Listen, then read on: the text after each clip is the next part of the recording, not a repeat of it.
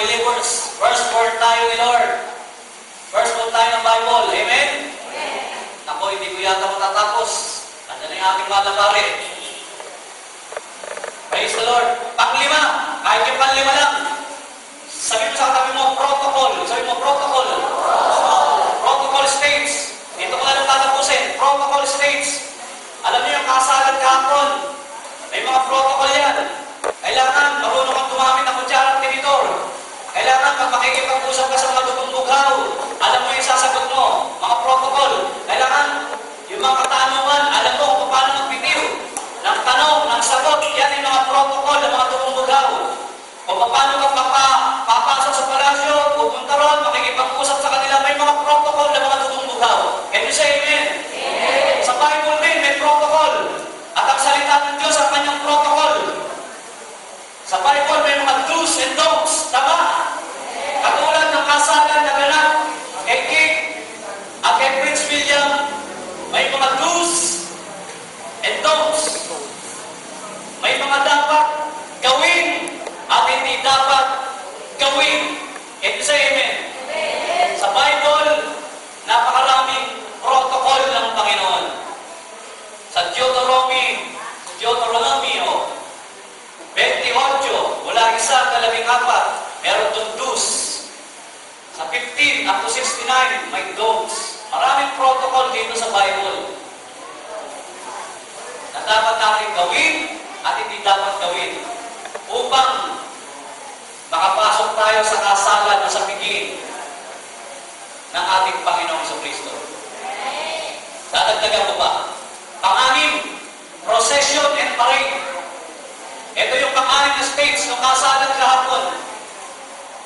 Bago ikasal, may posisyon. Tama? May mga kalye, may mga daan na nilakaran. Ito may kinakasal. Tama? Ang tawag doon, procession and parade states. Kung saan sila dadaan, kung anong sasakyan, kung anong lugar, anong kalye. Ang unang sinakyan ni Kate ay yung Rolls Royce, 1997. Rolls Royce, 1997. Pagkatapos, pagdating sa Buckingham Palace, nilipat siya sa karwahe. Dito ako magtatapos. Ano ibig sabihin nun? Kaya sumakay ng kotse o Rolls Royce si Kate at nilipat sa karwahe pagdating sa Buckingham Palace para malaman na siya ay magpapalit na ng estado. Commoner sa pagiging isang dugong bughaw. Tama? Nagpalit ng estado. Magsabi sa kami mo, nagpalit ng estado. Dito ako magtatapos.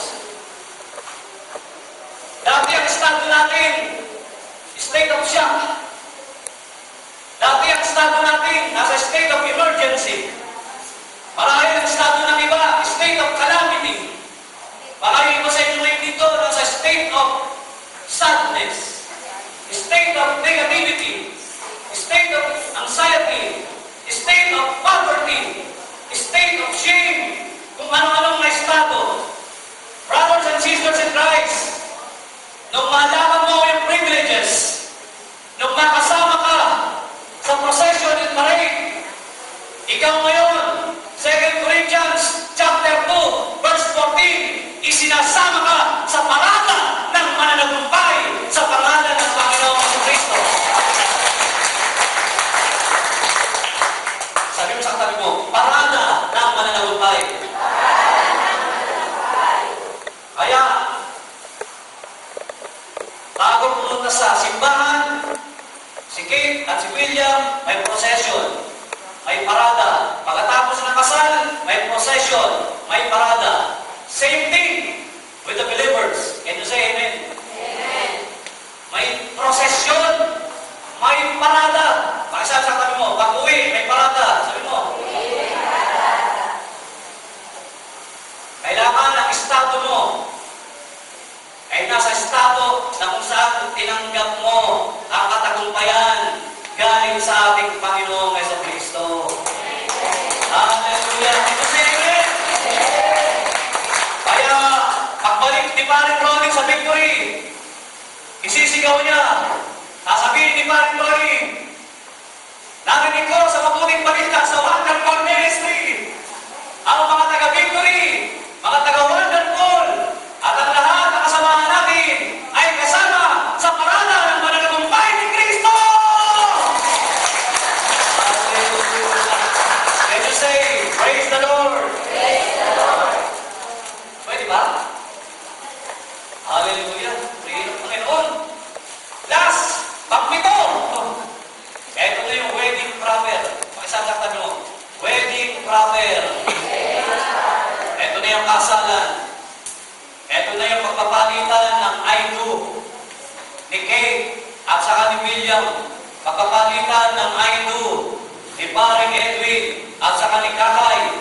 Pagpapalitan ng I do ni Nog Nog at saka ni Grace. Hallelujah. Yes, I do. Tama. At yun ang iniintay ng lahat. Tama? Alam nyo, dito sa Bible, meron ding magpapalitan ng yes, I do. Ang Diyos at yung mga mananampalataya at yung mga mananampalataya sa ating buhay ng Diyos. Sa awit, tandaan itong talata, napakaraming yes, I do na sinasabi ng Diyos sa kanyang mga anak, sa kanyang mga hinirang, sa kanyang mga firstborn, ng mga panganay. Awit 136, verses 1 up to 26. For the love of God endures forever. His love or His loving kindness endures forever. Mula verse 1 hanggang verse 26 ng awit 136, paulit-ulit niya sinasabi, ang Diyos, mahal na tayo, magpakailanman. Ang Diyos, mahal na tayo, walang hanggan. Hindi mapuputol, hindi mapapatid ang pagmamahal ng Diyos sa atin. Lagi niya sinasabi sa kanyang mga anak, sa kanyang mga hinirang, yes, I do. Can you say amen? Amen. Eh ano naman ang isasagot natin? Ikaw, Edwin, tinatanggap mo ba si Kakay na maging kabiyak na iyong dibdib, balong-balunan at atay? Kita nyo?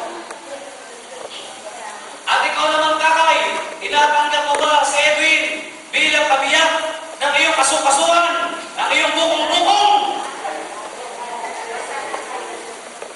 Ano sagot? Magbati na kayo. I-chismis ko sa inyo. Nagkagaling ka kanina mag-asawa. Hallelujah, praise the Lord. Sabay ka. Yes, I know! Sabi mo sa katabi mo, yes, I know! Eh, ano naman ang isasagot namin, Brother Renny? Kasi sinasabi ng Panginoon na mahal na tayo. Sabi ng Bible, Matthew 22, verse 37, love the Lord your God with all your heart, with all your soul, with all your mind. Can you say amen? Mahalin mo ang Diyos ng buong puso, buong isip, buong kaluluwa. Yan yung ating wedding proper sa harapan ng ating Panginoong Jesucristo. Can you say amen? Can you say praise the Lord? Praise the Lord. Huwag kang papayag na sa pagbabalik ng Panginoon. Listen to this. Listen very carefully. Sa Matthew 24, verses 10 up to 12, sinasabi ron na yung mga hinirang madadaya sila. Tama? Basahin mo ngayon, parang Edwin. Para eksakto yung talata. Paksagatan mo. Dahil mahal mo ang Diyos, sabi mo. May gustong umagaw sa pagmamahal, sabi mo. Nako! Yung masamang espiritu, yung diablo, at yung mga kampo ng kadiliman, aagawin na tayo sa Diyos. Aagawin naman nila yung pagmamahal ng tao sa Diyos at yung pagmamahal ng Diyos sa tao. Kaya, naku po, kailangan malaman natin to. Purihin ang Panginoon. Ano mangyayari?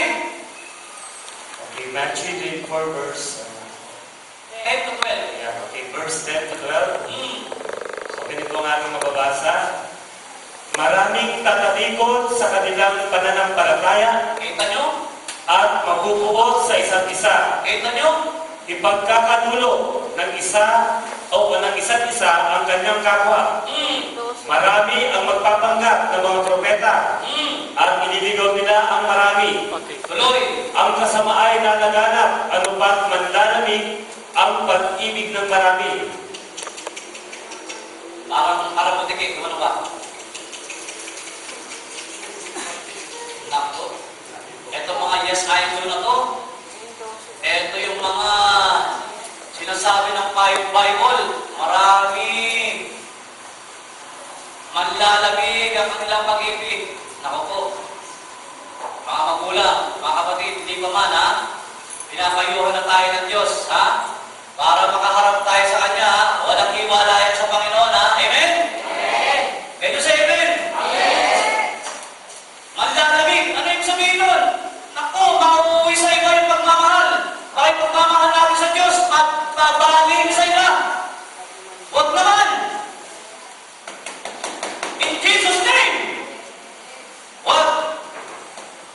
Sa 2 Timothy chapter 3, verse 2 and verse 4, sabi ron, sa huling panahon, ang mga tao magiging lovers of themselves. Sa verse 4, sabi ron, lovers of pleasures instead of lovers with God or lovers of God. Mas mamahalin nila yung kanilang sarili. Mas mamahalin nila yung kalayuan ng kamunduhan kaysa sa pagmamahal sa Diyos. Ayon pala ang Panginoon, Lord, bigyan mo kami ng kalakasan ng mga anak mo dito. Bigyan mo kami ng lakas, ng tibay, para hanggang sa iyong pagdating. But those who persevere, Matthew 24, verse 13, shall be saved in the name of Jesus. But those who will endure shall be saved in the name of Jesus. Kailangan ang pagmamahal natin sa Diyos. Magkaroon tayo ng endurance, ng perseverance, ng faithfulness. Lovers of God, dapat tayong lahat. Can you say amen? Amen. Can you say praise the Lord? Praise the Lord. Para hanggang sa pagtatapos, hanggang madaling araw, dadagdagan ko ng isa. Kanina 7 lang, gagawin ko ng 8. Nanood pa ulit ako ng kasalan. At ang sabi ron sa balita, after the wedding, nagkaroon ng celebration o kasiyahan. Ito ang panghuling stage, sabi mo. Celebration stage.